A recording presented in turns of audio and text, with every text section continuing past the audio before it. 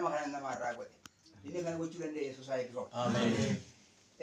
Daawit akkuma isin beektanii sagalicha keessatti gaafa isaa olii faarfachuu dhaqe sana eeboo asuma butee itti gadhiise waaqni hirumaa dha'e lammaffaan buqqifatee itti gadhiise hirumaa dha'e. Anaa fi du'a gidduu hirmijjaa tokko tafee. Waaqayyo waaqni waaqa haa eebbifamu. Ani obboleessa koo immoo hirmijjaa sana waan guutuu natti fakkaata. Sanyii akkam. Daawwata naa fi gidduu hirmijjaa tokko tafee. Immoo sarara ati immoo taakutti hin galne. Ilmi waaqayyo inni hundi danda'u gidduu galeera. Ameen. Gidduu galumsa kana godhee guyyaa kana guyyaa galataa kan nu godhe mee illee dhangalateeffadhaa namni hundi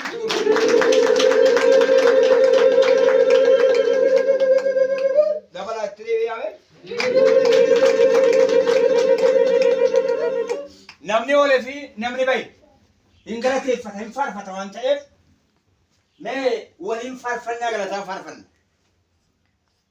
Maaliif? Irra caalaa isa dhumnu isa nyaannu kana odoon taanee galateeffachuu dhufne waan ta'eef isa oolchaa sanaa fi isa of qircaa sana galateeffachuu dhufne waan ta'eef maal jennee faarfanna? Maaliif? Haa jedhu warri alaatiyyuu galateeffannaa jira haa jedhani.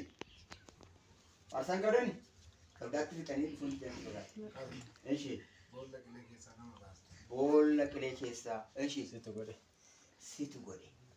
Situ godhe gooftaa. Oolee akkas faarsu. Mee warri harka qabdee wal maalu kun neggaay.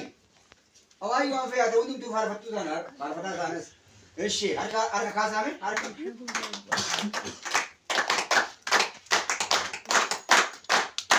Jechuuf tokko sadii. Situ godhee gooftaan oolee akkas faarsu. Situ na gargaaree babal'atee maadda akka nyaadhu.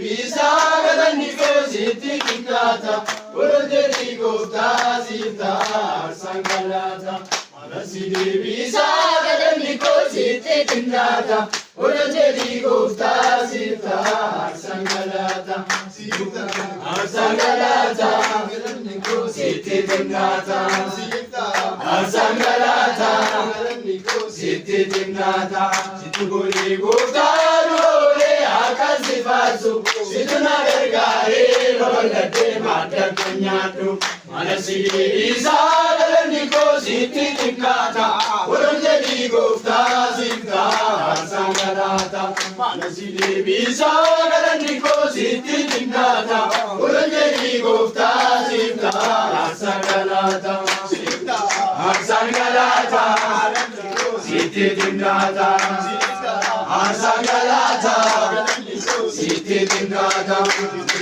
gooftaan oolee akkas faarsu situ na gargaaree babal'atee maadda akka nyaadhu Alasidi bisa galanni koositti kikaata olojeri goofta sita sangalata Alasidi bisa galanni koositti kikaata olojeri goofta sita sangalata sangalata sitti kikaata sangalata sitti kikaata gooftaan oolee akkas faarsu situ na gargaaree babal'atee maadda akka nyaadhu Alasidi bisa galanni koositti kikaata olojeri goofta sita sangalata Alasidi bisa galanni koositti kikaata olojeri goofta sita sangalata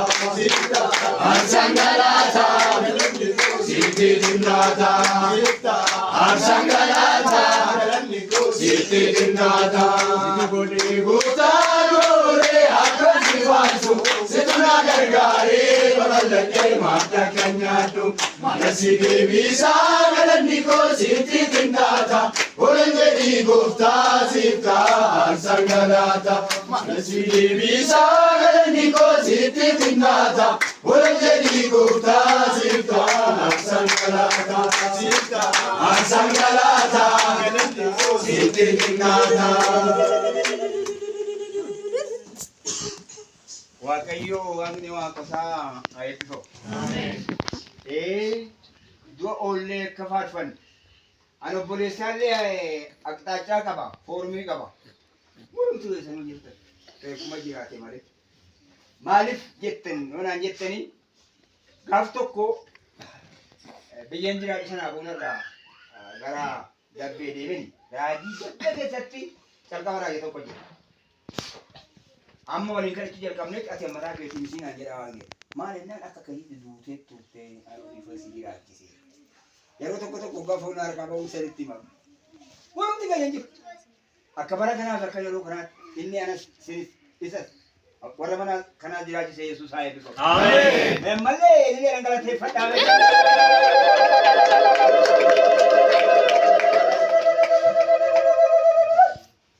Nama harkaan godhee nama faarfatu nama galateeffatu nama jiraatu inni nu godhee Yesuus haa eebbifamu.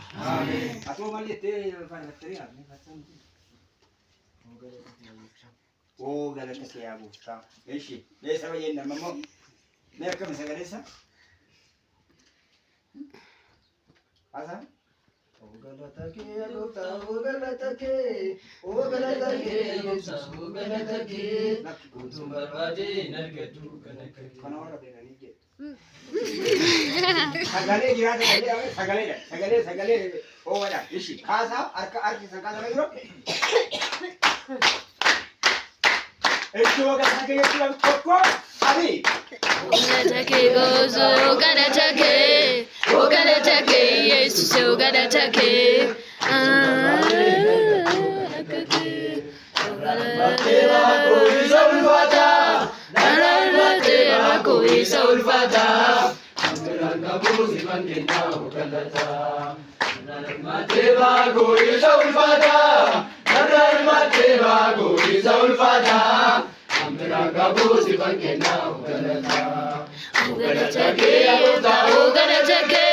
ogalata ke Yesus ogalata ke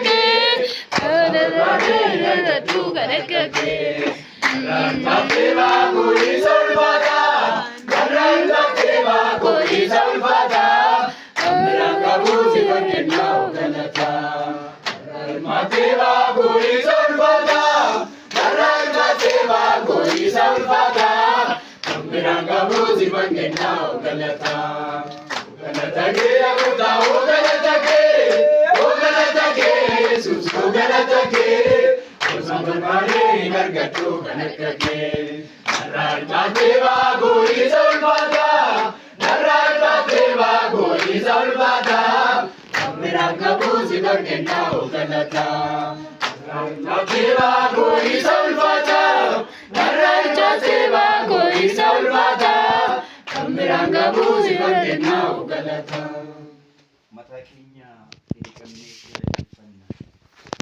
Inni keessaa gubbaa jiraatu Yesuus Kiristoos kan eebbifamu haa ta'u.